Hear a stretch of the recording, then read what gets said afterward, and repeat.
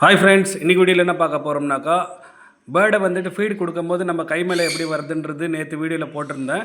இன்றைக்கி வந்துட்டு நம்ம அவுட்டரில் ஃபஸ்ட் டைம் கூப்பிட்டு போகிறோம். எப்படி வருதுன்றது தான் இந்த வீடியோவில் பார்க்க போகிறோம். வீடியோ பிடிச்சிருந்தா ஒரு லைக் பண்ணுங்கள், ஷேர் பண்ணுங்கள், மறக்காமல் சப்ஸ்கிரைப் பண்ணுங்கள்.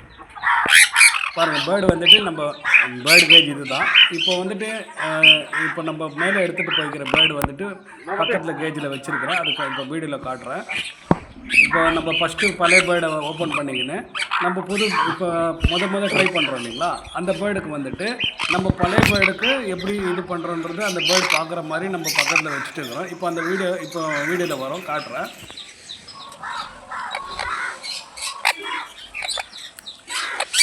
இதுக்கு ஃபீட் பண்ணுறது அது நோட் பண்ணிக்கின்னு அதுவும் கொஞ்சம் மேலே எடுத்துகிட்டு போனோடனே அந்த சவுண்டு இதெல்லாம் அப்சர்வ் பண்ணி கொஞ்சம் பயம் கொஞ்சம் தெரிகிற மாதிரி இருக்கணும்.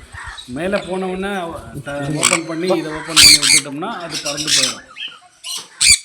பாருங்கள், கேஜில் இருக்குது. இப்போது நம்ம அந்த கேஜ் ஓப்பன் பண்ணிட்டு கூப்பிட்ட உடனே எப்படி வருதுன்றது தான் வீடியோவில் பார்க்க போகிறோம். வீடியோ 2 மட்டும் பண்ணாமல் பாருங்கள். அப்போ தான் உங்களுக்கு எப்படி ட்ரெயின் அப் பண்ணுறதுன்னு உங்களுக்கு தெரியும்.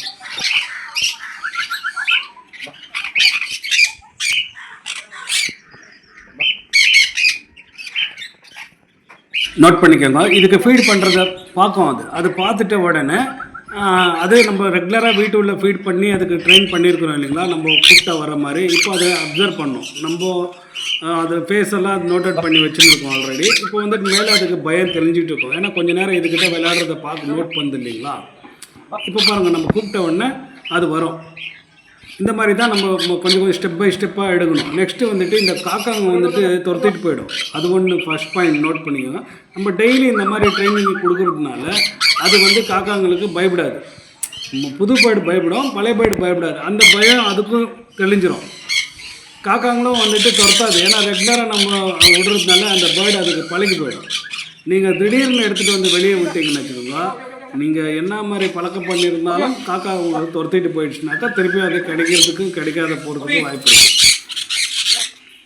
நம்மக்கிட்ட வந்துட்டு பழைய பேர்டு எல்லாம் எந்த தொந்தரவும் இல்லை. புது பேர்டு ட்ரைனிங் கொடுக்கும்போது மட்டும் காக்காங்க வந்துட்டு கொஞ்சம் பயப்படத்தான் செய்யும் புது பேர்டு. இந்த பழைய பேர்டுங்களுக்கெல்லாம் பழகிடுச்சு. ஏன்னா நான் டாகுக்கு ஃபுட்டு வைக்கும் போதெல்லாம் அதுக்கும் ஃபுட்டு வைக்குவேன். சாப்பிட்டுட்டு எல்லாமே ஃப்ரெண்ட்ஸ் மாதிரி ஒன்றா தான் இருப்பாங்க. எந்த இதுவும் இல்லை. காக்காவை பார்த்து நம்ம பழைய பேர்டு பயப்படாது. இந்த புது பேர்டு தான் கொஞ்சம் பயப்படும். அதுக்கு வந்து நம்ம சேமாக இந்த டெய்லி ட்ரைனிங் கொடுத்தோம்னாக்கா ஒரே ஒன்றா பழகிடும். வீடியோ பிடிச்சிருந்துச்சுனாக்கா ஒரு லைக் அண்ட் ஷேர், சப்ஸ்கிரைப் பண்ணுங்கள். பிடிக்கலைன்னா கமெண்ட் பண்ணுங்கள். அடுத்து நல்ல வீடியோ போடுறேன். தேங்க்யூ.